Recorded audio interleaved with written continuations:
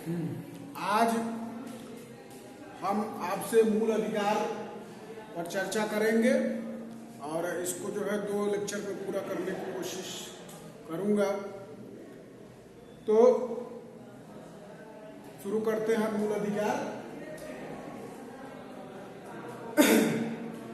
मूल अधिकार वे अधिकार हैं जो किसी व्यक्ति के सर्वांगीण विकास, राजनीतिक, सामाजिक, सांस्कृतिक, आर्थिक विकास के लिए आवश्यक होते हैं। बिना मूल अधिकारों के किसी भी व्यक्ति का किसी भी देश में विकास जो है संभव नहीं है। मूल अधिकार की उत्पत्ति ग्रेट ब्रिटेन से मानी जाती है। 1215 में जब सम्राट जॉन ने ब्रिटेन के नागरिकों को एक अधिकारों की मांग को ध्यान में रखते हुए एक नागरिक अधिकार पत्र जारी किया। यह नागरिक अधिकार पत्र अर्थात 1215 में जारी हुआ जो नागरिक अधिकार पत्र, जिसको मैग्ना कार्टा भी कहा जाता है, वह प्रथम दस्तावेज था मूल अधिकारों, अर्थात मूल अधिकारों की उत्पत्ति जो है यहीं से प्रारंभ होती है। ब्रिटेन में ही 1689 में मूल अधिकारों को और विस्तृत करने के लिए या उसमें कुछ और अधिकारों को जोड़ने के लिए, क्योंकि 1215 से लेकर के 1689 तक एक लंबा अंतराल हो गया था, इसीलिए बहुत सारी नई चीजें, नए अधिकारों की मांग भी होने लगी थी। इसीलिए 1689 में ब्रिटिश संसद ने एक बिल ऑफ राइट्स पारित किया और मूल अधिकारों को और विस्तृत किया।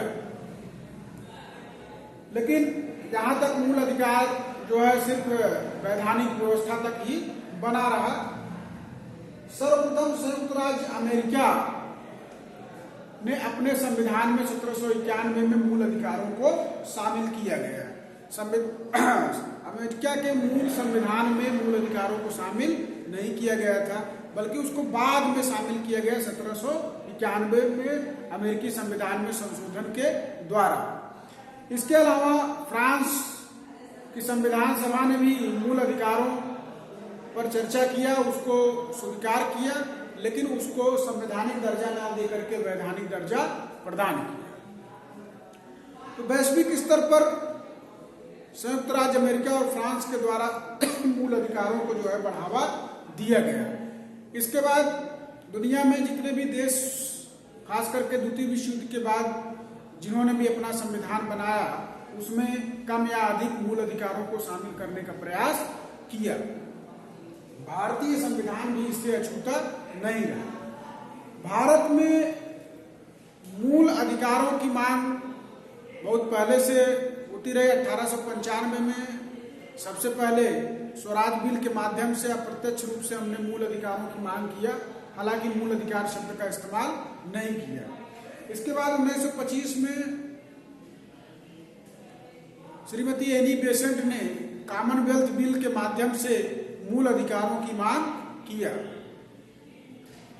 सन 1927 में भारत सचिव लॉर्ड बर्कनहेड ने वर्तमान जो उस समय की जो तत्कालीन परिस्थिति थी उसमें कहा कि भारतीय अपने लिए एक संविधान का निर्माण नहीं कर सकते हैं, या भारतीय इतने योग्य नहीं है कि अपने देश के लिए संविधान का निर्माण कर सकते हैं। इस चुनौती को स्वीकार करते हुए भारतीय राजनेताओं ने मोतीलाल नेहरू की अध्यक्षता में एक समिति का गठन किया और 8 सदस्यीय इस समिति ने भारत के लिए पहला संविधान बनाने का प्रयास किया और इसमें मूल अधिकारों को शामिल किया गया। फिर सन 1931 में जो कराची में कांग्रेस का अधिवेशन हुआ, जिसकी अध्यक्षता सरदार वल्लभ भाई पटेल ने किया था, उसमें मूल अधिकार की मांग और उसको प्राप्त करने के लिए एक प्रस्ताव जो है पारित किया गया। गांधी जी के द्वारा गोलमेज सम्मेलन में भी मूल अधिकारों की मांग किया गया।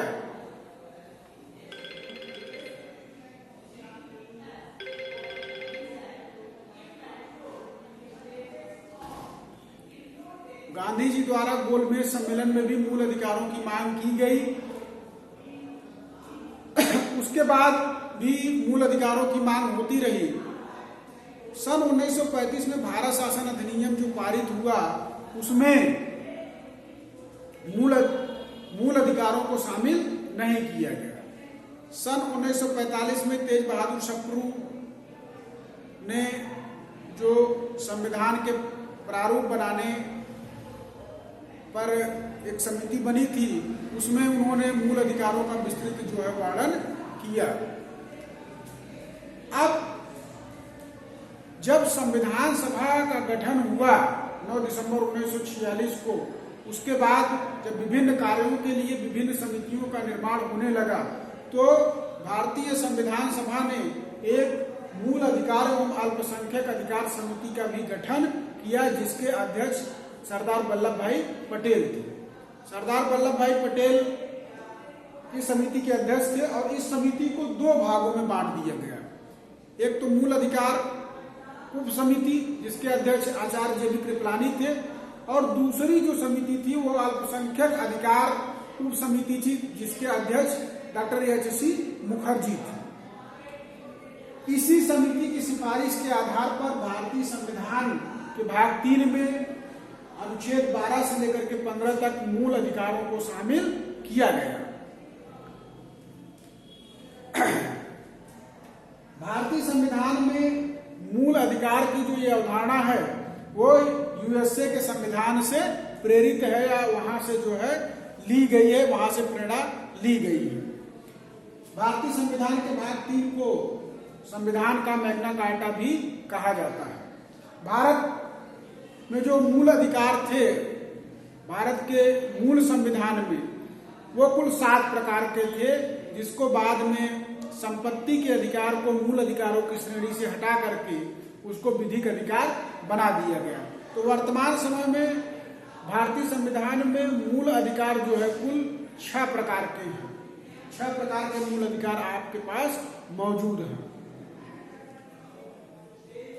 अब मूल अधिकारों की जो भारतीय संविधान में मूल अधिकार शामिल किए गए हैं, उसकी कुछ अपनी विशेषताएं हैं।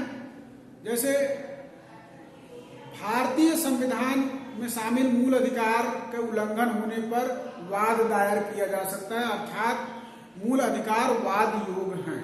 ठीक है, अर्थात आप इसके लिए न्यायालय की शरण में जा सकते हैं।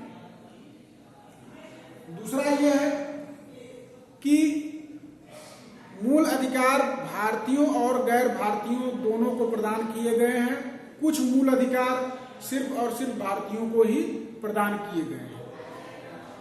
मूल अधिकार एब्सोल्यूट नहीं है, मतलब कोई भी मूल अधिकार आत्यंतिक नहीं है, उस पर निर्बंधन लगाया जा सकता है। मूल अधिकारों को समाप्त नहीं किया जा सकता है, लेकिन उसको कुछ समय के लिए जो है निलंबित किया जा सकता है। मूल अधिकारों को जो है संविधान में से निकाला नहीं जा सकता है। हाँ, उसको एक श्रेणी से दूसरे श्रेणी में शामिल किया जा सकता है। भारतीय संविधान में मूल अधिकारों का संरक्षक अनुच्छेद 226 के अंतर्गत उच्च न्यायालय और अनुच्छेद 32 के अंतर्गत उच्चतम न्यायालय को जो है बनाया गया है कि किसी भी प्रकार के मूल अधिकारों का हनन होने की दशा में मूल अधिकार जो होंगे उनका संरक्षण करने के लिए उच्चतम न्यायालय और उच्च न्यायालय मौजूद है। उच्चतम न्यायालय अनुच्छेद 32 के अंतर्गत मूल अधिकारों के हनन पर कोई भी आदेश, निर्देश या रीट जारी कर सकता है। इसीलिए उच्चतम न्यायालय को मूल अधिकारों का संरक्षक भी कहा जाता है। अनुच्छेद 13 में यह बताया गया है कि कोई भी ऐसी विधि जो संसद के द्वारा बनाई जाती है जो मूल अधिकारों का हनन करती है वो असंवैधानिक होगी। ठीक है, तो इस तरह से मूल अधिकारों के संरक्षण के लिए संविधान में काफी प्रावधान किया गया है। इसके अलावा कुछ अपवाद भी हैं मूल अधिकारों के, जिसको भारतीय संविधान में रखा गया है। ठीक है, जहां पर उन उपबंधों के लागू होने पर या उन क्षेत्रों में मूल अधिकार को लागू नहीं किया जा सकता है। जैसे जहां मार्शल लॉ का मामला हो या सेना जो है मूल अधिकार उनके लिए लागू नहीं होता है। ठीक है, तो अगले लेक्चर में हम जो है मूल अधिकार के महत्व, वर्गीकरण तथा विभिन्न मूल अधिकार पर जो है चर्चा करेंगे।